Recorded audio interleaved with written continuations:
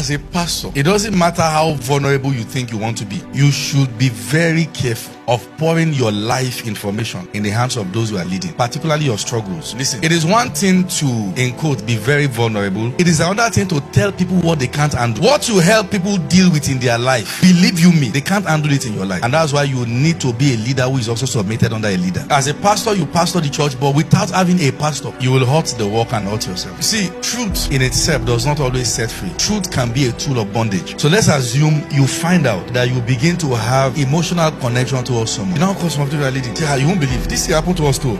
And the fellow you are telling has a weakness of ladies. The fellow goes back and says, if this can happen to him, what you have shared, is it truth? Has he set this fellow free? What has he done? Damage the fellow. So you must understand that not everyone can handle your vulnerability as a pastor. That tells you that ministry largely is a lonely walk. And that's why it is important you have those you are accountable to. See, when David was going to die, he mentioned names of people Solomon must reward. But he mentioned one particular guy. What's his name? Joab. He said, make sure that his head does not go to the grave in peace. Why?